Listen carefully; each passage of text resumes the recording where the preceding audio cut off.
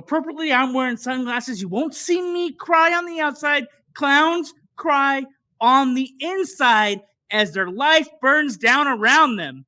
You will never see my outside tears unless you pay me money. That's a whole different website. It's definitely not a podcast. Have you heard about these human zoos? I'm like, not zoos filled with humans, but humans dressed up as animals, portraying the animals that children might see at zoos. Now, the pictures and the videos online would make you feel like, or they're saying supposedly somewhere in Asia, hey, the zookeepers are acting like animals in animal suits. This bear has no ass. You know what I mean? Like, it's a man in a suit. Look at the folds of the legs. All right. This is why I bring it up, not just to have something silly to say at the top of a podcast, because if I fail as an actor, if I fail as a screenwriter, if I fail as a director, if I fail as a podcaster, TBD, then my only recourse is to find out where these zoos are and get hired to portray an animal as a human in an animal costume. Okay. I love the concept of these zoos. I think we have extinct animals. Just stick a man in a suit. The other animal-related suit thing that I came across recently was, did you see the guy in Japan that supposedly built himself lifelike Collie dog suit so he can crawl around as a dog? I think I did see something like that, actually. Like an insane amount of money. I don't know how much yen, but it was like 30,000 American or something like that, or like a year's salary American to like make himself a dog. I mean, I guess you could be anything you want these days. But if you were to go to a zoo, what animal would you be? You know what my mind instantly said, and I've never related with this animal, but I do have a shirt with the animal on it. My mind went to zebra. Okay. Ooh. Okay. That unbridled thought. You know what I'm saying? Because like, what animals do I associate myself with in nature? The bear, the pig, and the frog. I would have never said horse, zebra, donkey. Although we have talked about how. Wait, have we met? It has to have come up on this show before that I was a high school mascot. I was a blue and yellow horse called the Bronc. Ooh. Did that come up on here? I think you did tell me you were a mascot and that you got all the ladies being a mascot, but like never the character. So maybe I have like a mascot thing, and so every time I'm like a video with the mascot, like who knows? However, the guy says it's a non-sexual thing. He just wants to crawl around as a dog. He wants to be somebody's puppy. Okay. Jordan's doing air quotes. She doesn't believe it for a bit. All right. Yeah, not sexual. Okay. Speaking of sexuality, you've stumbled into a podcast. It's the Binge-Watchers podcast with yours truly, Johnny Spoiler. I only spoil the movies that I love, or the ones I can't stand, if I'm being honest with you. And Jordan Savage, the savage scream queen herself, who's so savage she can spoil a movie without having seen it. We're here. We're brought to you by, tonight we're brought to you by Manscaped, which is the man's grooming product. You can get 20% off at manscaped.com with our code BWPOD. We're also brought to you by the Shoes for Short Kings at Kinsuri.com/binge. You can use our code BINGE. Learn more about our sponsors later on in the episode. But right now, we're going to skip on over to home headlines. Teardrops are going to fall at first. Appropriately, I'm wearing sunglasses. You won't see me cry on the outside. Clowns cry on the inside as their life burns down around them. You will never see my outside tears unless you pay me money. That's a whole different website. It's definitely not a podcast. We lost Pee Wee Herman. We lost Paul Reubens. We don't do the in memoriam very often, but I thought we should do it anyway. So we also have to acknowledge some of my favorite movies of his. Obviously, he was on a TV show called Pee Wee's Playhouse. That's where he That was his. I think he had the character before. I think he did the character on stand-up before he got the TV show. Then he got the TV show. He did a movie called Pee-wee's Big Adventure. He also did Big Top Pee-wee. Recently, he did Big Holiday on Netflix. But anyway, he's also in Batman Returns as the Penguin's dad. So he's also in Blow. Is the hairdressing drug dealer friend of the main character. Anyway, check out Paul Reubens' body of work. Revisit it anytime. I feel like, I hope he had plans for the character. I don't know. I guess maybe the character should go with him, but it would be interesting if the character lived forever. We often don't talk religion and politics, but, personally, I'll break the fourth wall for a little while. When you die, I don't think you're dead. We've already proven scientifically that energy can't be destroyed. So, and things have been recorded after people have died. So I'm just saying, whatever, Right.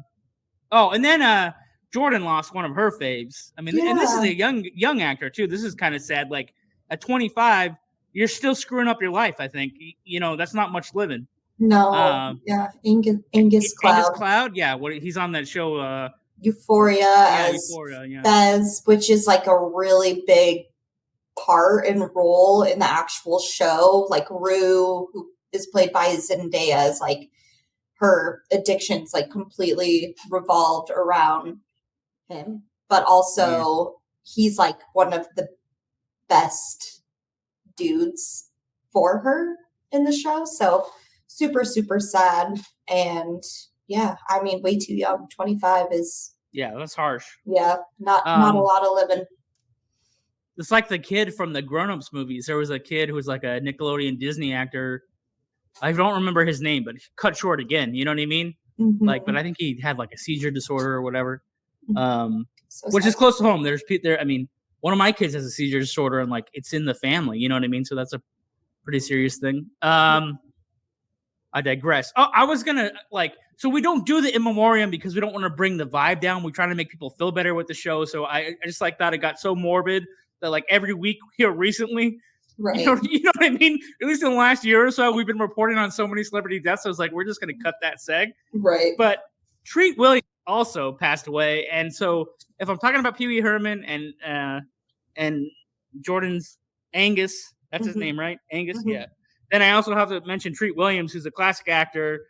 He had like a motorcycle accident of all things. He's in Deep Rising. He's in this B movie about zombie cops called Dead Heat. A lot of people know him as Dr. Everwood on Everwood. I think like he's like the head of the family or whatever on the show that was on TV.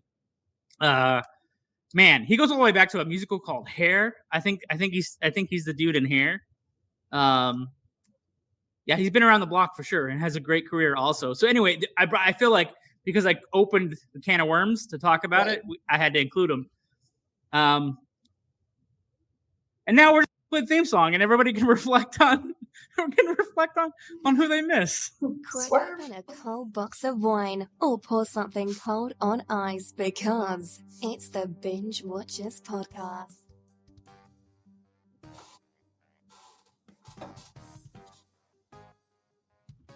Apologies, I think the top of the song cut out. I think it's or pour something cold on ice, but I don't think it's that crack open a cold one or a cold box or whatever. I should have made the sound for us. I think it'll include the sound, Lo-fi high tech. There it is. There it is at the end. Thing. Yeah. Oh, I have to stop the song from playing again. That's one thing I do have to do. Oh, crap. All right. That would have been awkward. Anyway, it is the Binge-Watchers podcast. And we said before the song played, continue on with our home video headlines. When this podcast drops, actually, the Teenage Mutant Ninja Turtles Mutant Mayhem will have opened wide in theaters. Early reactions are good. Rotten critics are saying 96%. Dying. I actually didn't realize that Jackie Chan was playing the new Splinter Rat.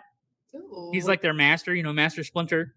That's I didn't realize cool. it was Jackie Chan. There's some Kung Fu Hollywood royalty, if you will, because he's a martial art funny man. And if you don't know Jackie Chan, I can't help you. I don't know what to say. But even more surprising, Io DeBurry, hopefully I said her name, from The Bear. She plays the chef friend who's always amped up. What is I didn't write her character's name down. I was trying to get her real name down. What do you know her character's name on there? No. I haven't even watched the second season yet, so anyway. I wouldn't know any of the names. Yeah, she's the spazzy chef who's like the number 2 person on the show. She's really great in that. Anyway, so Io is actually the new April O'Neil. I didn't know that. That's pretty cool as hell. She's a good actor. So see what happens. There was a Karate Kid movie in the works to coincide with their 40th anniversary date of the original Karate Kid movie.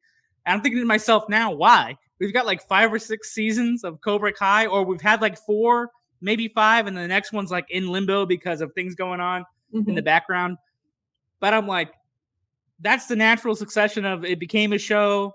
I mean, they talk about Miyagi's character all the time, Pat Morita, who died, but he played Miyagi, and he's like the one who started Miyagi-Do.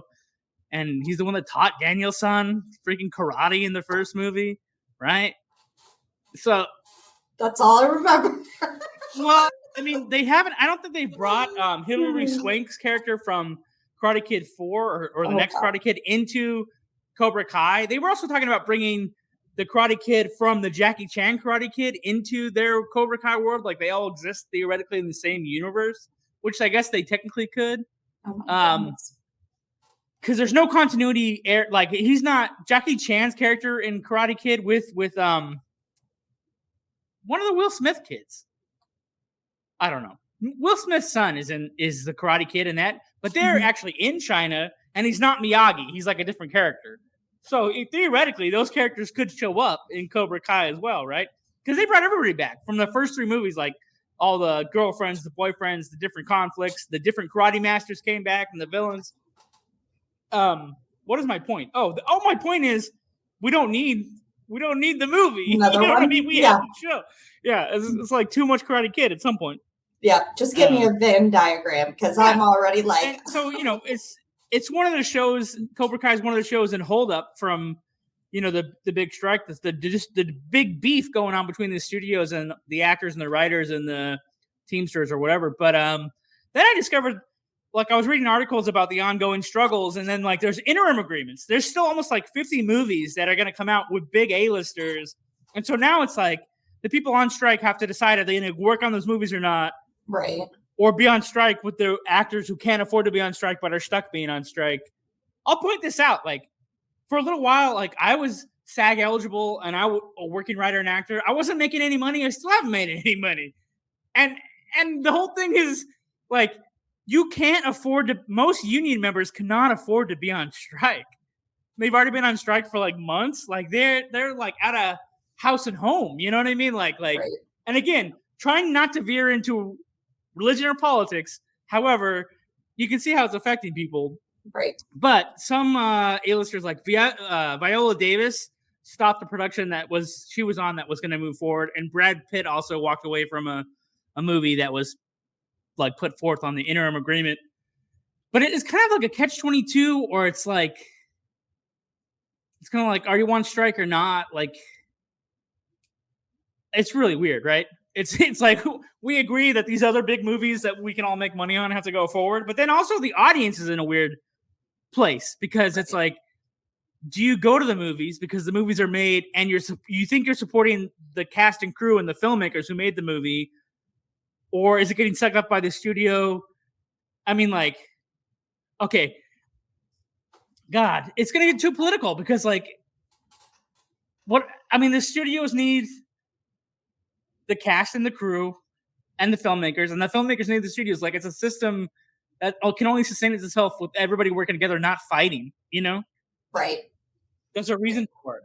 It truly is a conundrum, right? Like, it's just such a kind of bad thing. Yeah, it's and I don't want to step into too many landmines either because again, I'm not an expert. I just feel bad for everybody, and obviously I love movies so much. I mean, like our podcast, I mean, it's 80% movies. Like it's like 80% movies, 10% philosophy, and 10% life stories. You know what I mean? But without TVs and movies, what would we be doing? We would have no podcast. Yeah. Well, we'd be talking about dressing as animals the whole time. And fortune cookies. Yeah. Man. Castlevania Nocturne. It's looking pretty good. I saw the trailer. What's weird is the famous Belmont vampire killer who had the whip first, his name is Simon. His story takes place in like the, I don't know, late 1600s, early 1700s. But overall, in the giant history of the games now, because they've made like game after game after sequel of these video games of Castlevania, his story now falls chronologically somewhere in the middle of his family line, right? Because they made a bunch of prequel games, they made sequel games. They made a cartoon on Netflix, Castlevania, the anime or whatever, 4 seasons. It's pretty good. Yeah. But that's someone before Simon, whose name was Trevor, who gets featured in a game, but not as much as Simon. Simon's been in like 7 games. Trevor's in like 1 or 2, maybe 3. I don't know. I don't want to misquote the games either because I didn't play them all. Now they're going to Richter Belmont, who's in the 1700s during the French Revolution. Sounds like a cool story. He's in. It looks like part of the story might be in New Orleans or have that kind of vibe, and then be in France over there during the Revolution. And the vampires kind of has a swanky vibe. It's obviously not Dracula; it's somebody else. But it's Richter, so it's really interesting. And they're also kind of flubbing where Richter comes in, because they're saying Richter has like a more direct association with the characters in the anime than in the games. So they're kind of fudging the family history, whatever, for the sake of the cartoon. But it looks good. Yeah. What else can you do? But tonight we're not talking about Castlevania anime. We're not talking about Zebra Man 1, 2, and 3. I don't even know if those are movies. They probably are. Got zebras on the brain. I don't know why. Yeah. They were listening earlier. It's like, if you tune in now, like, the zebras? Somebody said, go listen to Binge-Watchers podcast. Dude's talking about zebras? What an idiot. Hey, I'm already a fan of, like, animal costumes and prosthetics, so let's bring on the zebras. If we've done kangaroos on the podcast in the last month or so, why not zebras? Oh, man. So we're here to talk about Pathfinder. Yes, not zebras. It's about a Viking boy who gets left behind after his clan battles a Native American tribe. Battles? I mean, it's kind of one-sided. It's not very fair. Anyway, raised within the tribe, he becomes one of their heroes in a fight against the Northmen. However, Pathfinder is like the name and job of their medicine man in the tribe, and he becomes like a mentor to this dude to teach him how to be the Pathfinder. Anyway, he does. The original Pathfinder is pretty hardcore. He does some crazy commando stuff and shows this guy what to do. But obviously, like, they're saying that he has like the best of both worlds, right? Anyway, okay, I just got to point out, like, this is a fantasy movie that takes place in pseudo history based on a couple myths and scrapings of actual history in the real world of Vikings and Native Americans. One could easily say that the Native American tribes and villages, the tools they use, the clothes they wear, and the paint they're wearing are very inconsistent, and it looks like a hodgepodge of like 4 or 5 tribes. So you could argue that that's not accurate at all. And maybe the time it takes place not accurate at all, and how they get encountered by the Vikings not accurate at all. I want to point out some references to famous fantasy movies, since we're cracking one open for fantasy movie vibes this month. Okay, check this out. The main character at one point escapes the Vikings by riding down a frozen mountain on a shield. Just like in Willow, where Willow and Matt Morgan ride down a frozen mountain to escape soldiers on a shield. Okay. There's also at the beginning of this movie, a white horse is escaping from some unknown threat. Just like how the white unicorns in a frozen landscape, I should have mentioned that, the horse is running through snow. Mm-hmm. The unicorns are trying to escape from an unknown threat in the snow. In Legend, which we actually covered a few months back. Go dig it up. It's a great episode. Then there's sword practice by the water. Just like Conan practicing with his sword down by the coastline near the seashore or whatever. Different bodies of water. I mean, the main character in Pathfinder, whose name is Ghost, I guess, if you look at the credits and read some of the subtitles, I guess his name is Ghost. Ghost. I don't know. Yeah. So that's the name they gave him. Whenever you hear his Viking name, that's one actually, you know what? I'll say that for the bits. That's an argument for later for the races. I'll save that. Try to remember that. I think that's it. Yeah. So he's practicing by a lake with his Viking sword that got left behind with him as a kid in a broken Viking ship. Whatever. I mean, you got to watch the movie. And then Conan is swinging his sword at a very iconic moment in the Conan movie. He's practicing with his sword. So anyway, they match up. References. There you go. Now I'm going to kick it over to Jordan. She's got savage stats about Pathfinder. Oh, by the way, maybe we should mention there's like 4 Pathfinder movies. They're all different plots. Like this is like a very specific one. Yeah. 2007 with Carl Urban. If that's the one you found. Carl. That's Carl. The one we're watching. Playing Judge Dredd and Billy the Butcher on the boys on Amazon Prime. As John mentioned, this is a fantasy movie, so historically did not, do a whole lot justice. Historical wise, historical wise, and like costume. Okay, they like Vikings didn't historically have big like antlers and horns and stuff on their helmets. They added them anyways because it made them look scarier, which they absolutely look totally terrifying in this movie. But that's also there's a famous opera or something that created the dragon wing helmets or whatever. Which makes sense because they actually referenced like the opera house, the Sydney Opera House, a couple times in like set design and stuff. So I find that pretty cool, but also not historic. And also modern audiences just think that like Vikings had horns on their helmets. So kind of leading into like what we, I guess, stereotypically think in terms of Vikings. Also made me think of like the natives in the movie say the word dragon men referring to the Vikings, but I'm like, their language wouldn't have a term for like, dragon, I don't quite think. I don't, and like, does like Norse mythology like have like a lot of dragons in them? I didn't think so, right? I don't know. The first word that jumped into my mind was Revern, but that's another like animal, but I don't know if it's their word or not. I mean, interesting. And like you said, it's kind of a modge-podge of like different types of tribes and stuff. But historically, if the Vikings or when the Vikings encountered Native Americans, it would have been the Beothuk people of Newfoundland, Canada. So again, they just kind of like mod-podged a bunch of different stuff for this movie. So again, historically not on par, but yeah. There's a scene with a little girl and she has mohawk makeup on her forehead, and but none of the other people look like Mohawks. You know what I mean? Like, right. So it's like, what's going on? There's some interesting fun facts about the movie. Actors wore shoulder pads underneath their Viking costumes to make them appear larger and fiercer, which makes total sense. If you notice, like all the scenes with the Vikings, it's they're kind of shot like at a certain angle to make them appear to be much, much larger than literally everybody else. They're also on horse. So they're all jacked up on roids. This is like that.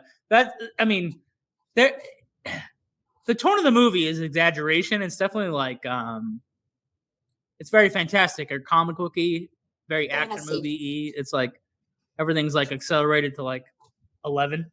Yeah. I mean, like literally every Viking is like what 9 feet tall in this movie. Like which would make sense because there was a lot of injuries that actually happened, including a cast member being stabbed on set.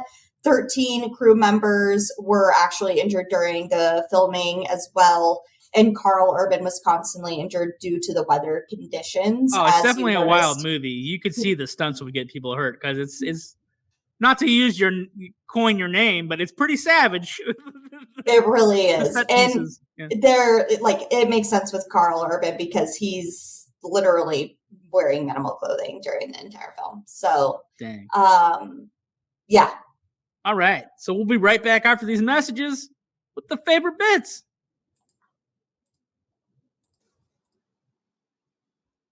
Today we're here with a sponsor for your bouncing bundle of joy. No, we're not talking about a baby. We're talking about your baby makers. That's right. Today's show is brought to you by Manscaped. But just like babies, your delicate little guys have sensitive skin and deserve products that are not only skin safe, but made with safe ingredients. That's where Manscaped's Platinum package comes in. From razors to shower care, this package goes above the gold standard for your body hair. So treat your beautiful boys to the world's finest toys at manscaped.com and use our code BWPOD for 20% off plus free shipping. I like to use their weed whacker. I watch a lot of classic movies and then I see like these A-listers, these movie stars, these Clint Eastwood types, these Cary Grant types, these Brad Pitt types walk into a scene.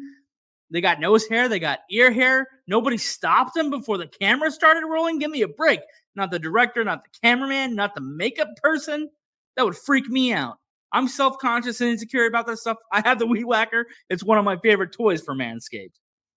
And by the way, the Manscaped Platinum package is the one-stop shop for a man who deserves it all. They designed this package to allow you to fully align your entire hygiene routine with elite products. Inside the Platinum package, you'll find your Lawnmower 4.0 trimmer, your Weed Whacker ear and nose hair trimmer. That's what I was talking about a little while ago. The Ultra Premium Body Wash, Ultra Premium 2-in-1 Shampoo plus Conditioner, and such things like the Crop Preserver Anti-Chafing Ball Deodorant. In addition to shaving, you can upgrade your shower routine with the Ultra Premium Body Wash and Ultra Premium 2-in-1 Shampoo and Conditioner, so your skin and hair will feel hydrated and smell fresh. And you know what? Don't forget to apply their aluminum-free Ultra Premium Deodorant for that cologne quality scent on the go. The Platinum Package 4.0 covers all bases from head to toe and hair to ball fro. Get 20% off and free shipping with the code BWPOD at manscaped.com. That's 20% off free shipping at manscaped.com. And use code BWPOD. Again, you're going to get 20% off with free shipping at manscaped.com by using our code BWPOD. And I want you to use the Platinum package because the gold standard is no longer good enough. Now we're back to the podcast already in progress with Johnny Spoiler and Jordan Savage. You know what? The ads are sounding ridiculously manly for this Viking movie. Anyway, get your Manscaped on, get your Ladyscaped on, get your other parts scaped on, get your Zebrascaped on. Whatever you're scaping, you can get 20% off on their website if you use our code. As I already said.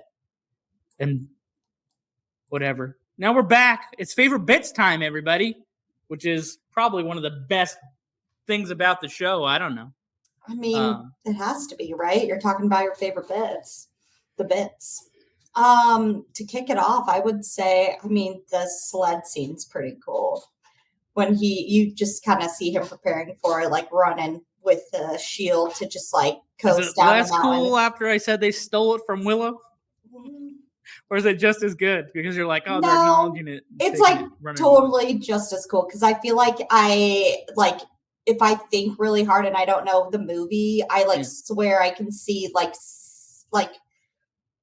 I can see snowmobile scenes like down movies of like battles and fights and stuff like that. So, you know, I guess you got to write this down. Jordan created another good movie, Snowmobile Vikings.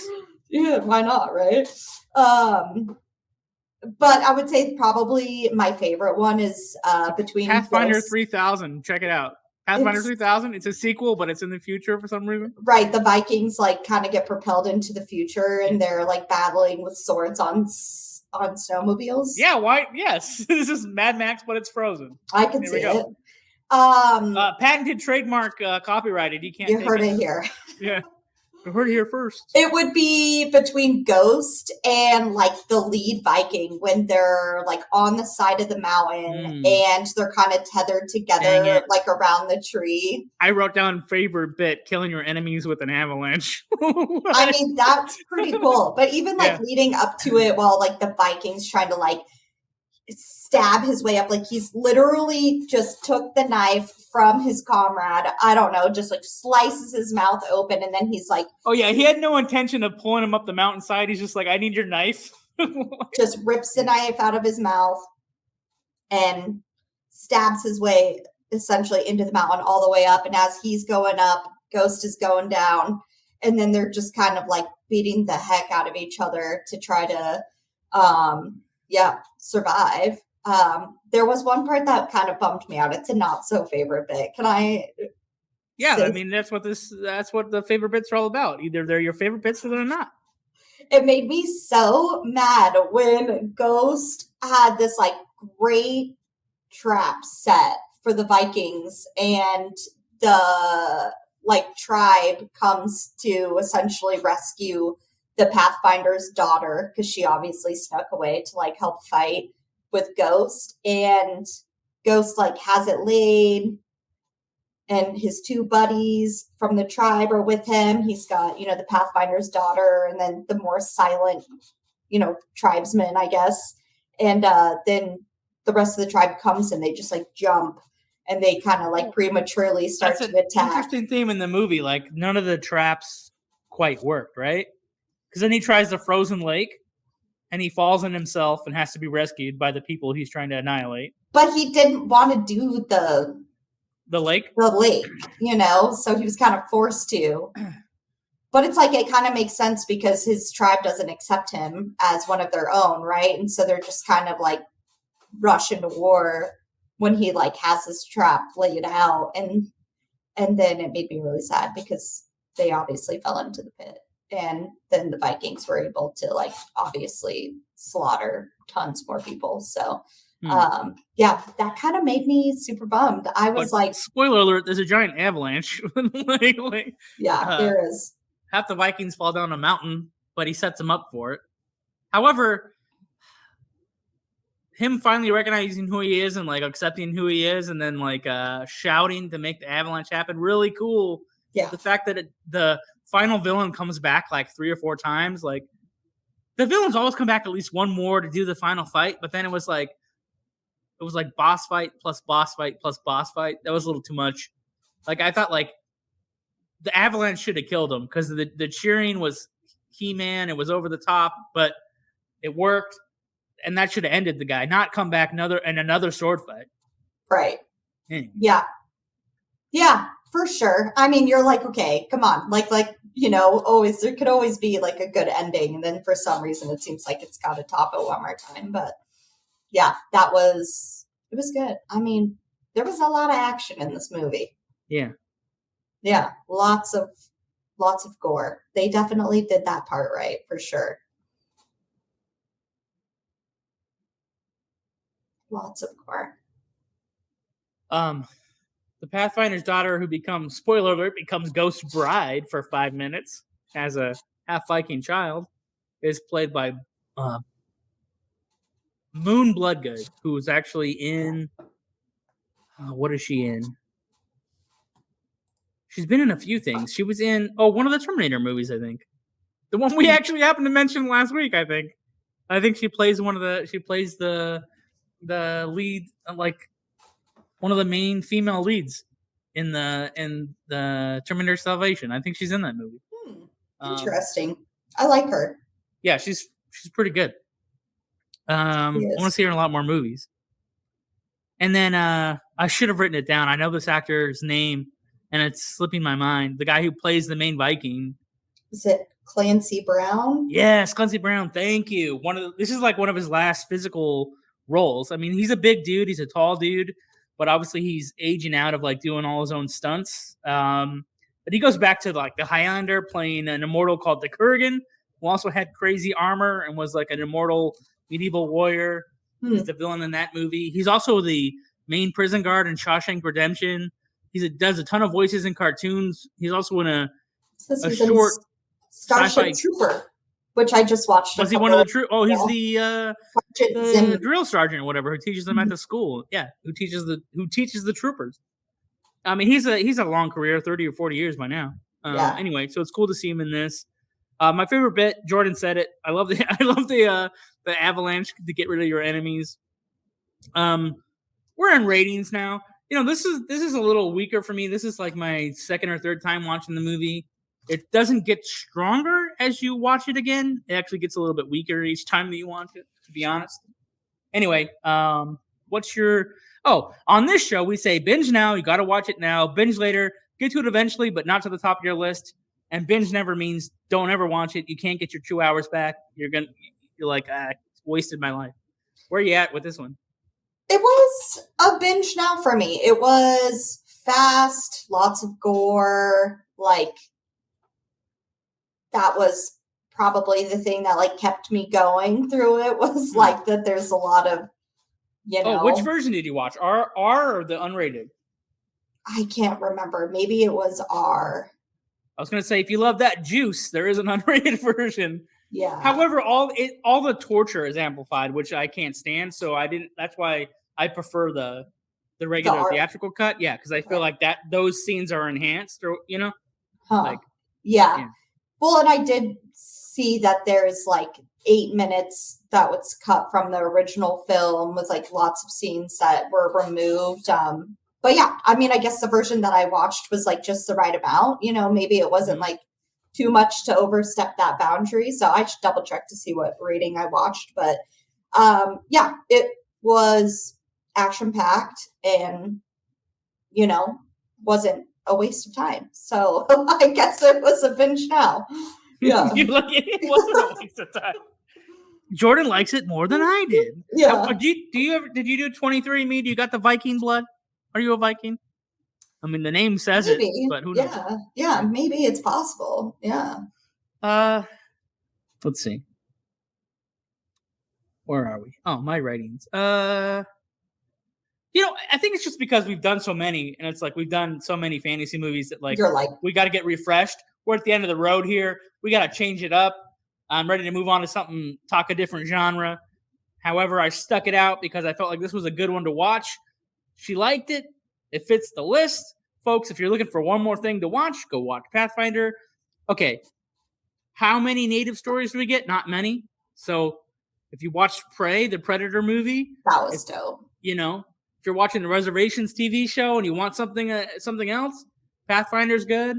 I mean, there's a lot of abuse on natives in this movie. That's why it is a difficult watch. Right. Subject matter wise. So that's the only concession is that's the hard part of it.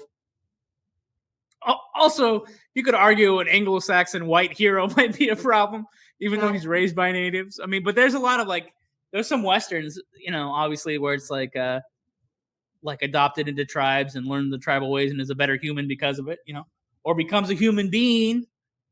That's a native word, by the way, or I believe to be true. That might not be true, but I saw it in a movie and I believe it to be true. No, I don't know. There's a movie that actually, I think it's called Little Big Man, where everybody's called a human being, but it's in a Lakota word or whatever. Anyway, who knows? I'm using movie history now as real history. We just literally talked about discrepancies with real history and movie history, and I'm leaning into movie history that I like. Isn't that funny? Isn't that a contradiction? I'm just kind of BSing my way to tell the old people on the edge of the seats what's the rating. I got to say binge later. But like I said, it's got to be on your list. It's got to be on the list somewhere. All valid points that you just made. All valid points that you just made that need to be put into consideration for sure. Yeah. Ooh, fan service. This is really funny. So lately, some of the feedback we got made no sense. Like, we got a couple Bible quotes. I need to look up those passages and see if they're relevant. We got internet slang that even the internet does not understand because I plugged it in. The internet couldn't tell me what it meant. I thought, am I aging out of internet slang? Let me send it to my slightly younger co-host. And so I sent it over to Jordan, see if it was a generational gap. And Jordan said, I don't understand either. So, okay. And then, like, the only thing on that had face value that made sense was kind of a mean comment. This poor guy responded to a Facebook ad. He left Facebook, watched an entire podcast to form his opinion that we were idiots. That's what he called us idiots. Then he returned to Facebook to write his comment, which I thought, that's a lot of work to call somebody an idiot. And it also means that the Facebook ad actually worked because he followed the ad to the podcast, listened to the podcast, then went back to take the time out to do that. Sir, that's how marketing works. They take your interests and they show you things that are similar to your interests to drive you to a specific Who's the place. idiot now, bro? Like, you followed the path you were supposed to follow. Marketing got you good, dude. Who's playing the lowest common denominators now, dude? You wouldn't watch the podcast, Steve. I think you really like it, Steve. Who lives in Northern California? Facebook, thank you for telling me where he lives. No, just kidding. We're kidding. We do have some nice comments. This is from YouTube. Your podcasts are always different from the others. I take that as positive feedback. I'd like us to send out in a crowd of 2 million shows or whatever it is. LOL, a seagull haircut. That's completely out of context if you haven't watched our last couple of episodes, but go and dig them up. They'll make more sense once you find the episode that mentions the haircut. I'm still not understanding. I forget when we talk about seagull haircuts. Improv, slip of the tongue. Remember, I made a joke about Flock of Seagulls haircut, but now that I've said that, they no longer have to go look up the episode to find out why this person said LOL. Still go back because still go back and review the episode. There might be a little bit more context. Sure. So. Yeah. One person said would be buying for that discount. They're gonna get them damn shoes and sport them like a king. I guess they'd be a tall king after they get these shoes. Yeah. Or slightly taller. Yeah. Yeah. Slightly taller. Let's be accurate. The FTC doesn't be up our butts. Slightly taller. Slightly taller king. So the ad copyright, slightly taller. And we inspired a viewer to watch the movies from last week. He said, I didn't watch a single movie, but I want to watch them now. That was during our Clash of the Titans, or as we like to say on the streets, our Cookie of the Titans episode. Staff picks. It's getting a little bit long. We'll try to speed it up, folks. Thanks for sticking it out. Staff picks. If you watch something that's not the movie of the week and you want to let the audience know, do you have something? I guess nothing to really talk about on this episode because I've seen 3 movies in theaters over the last 10 days. Wait, you're not going to give us a peek of Barbie? I was told to watch Barbie. I didn't have a chance to watch Barbie. We were going to talk Barbie. I don't know if she's going to give us a little tease or if she's going to let it hang. It just didn't land for me personally. Yeah. So, and it was made for her. Yeah. I should point out she's the target audience, just like that Facebook ad. A woman who's in her 30s. So a woman who, according to Facebook or Instagram, may have played with a Barbie. Yeah. I wish it was made for people who played with Barbies, but yeah, it's kind of not. So, but wow, this is wild. I guess I need to know the context. Jordan did tell me, she did inform me I should watch it so we could talk about it, and I have not done so. You should just watch it so we could talk about it. Yeah. And then obviously I saw Oppenheimer, which was incredible. I felt like that was easier to understand, and there's physics and mathematics. Spoiler alert, we blew up a whole country. Yes. Well, part it of was a race to, essentially. A race to get the atomic bomb. To make the atomic bomb. That's some real history, dogs. You want real history? I guess watch that movie about the guy who built the bomb. I feel like none of the movies that we've talked about tonight you can talk about in a non-political matter. So it's just it's skirting the line, right? It's like riding the edge. It's literally every single one of them. Yeah. Well, have you heard of have you seen her? Well, okay. I won't do it. I'll ask you off the air because there's a movie where the main character goes, "No isms are good, all isms are bad." You know, it's a famous '80s movie, but I won't put her on the spot by saying, Have you seen? Anyway, our next wave of movies coming in. We have a series of movies that are crime or crime adjacent movies. We call it our heat wave. So that's what August will be full of heat waves, and we'll have heat wave movies. The world's apparently burning up. We don't want to get political. Colorado River's drying up. What the hell's going on? Yeah. Well, I mean, the Colorado River is actually doing really well this year, but we need to do oh it my for like gosh. 4 more years. Propaganda. Like the river's doing so well. And then Sorry. Not good.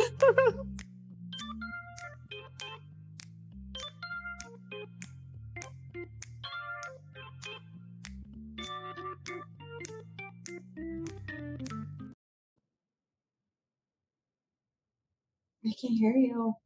the river's doing well. Every time I turn on the YouTube, there's another news story that the river's drying up. And that's where I derive all my magical powers from. So no river, no magical powers. So more is at stake than just the river, folks. Okay? Right. Actual magic is going to go out of the world. Just want to point that out. He won't be Johnny Spoiler. He'll just be Johnny if the river goes dry, you know? Wow. Apparently, losing the river is going to make me shit my pants. No, just that's the sound effect I could make on the fly. Yeah. So how would you pronounce that as a name? It's a do you know what I'm saying? It's like it sounds like Johnny Squatcom. Bless you. Thank you. Aren't you? Should I read your private chat? I don't know. It's probably saying I got kicked out of the studio and have to come back in to fix the recording. That's literally what I said.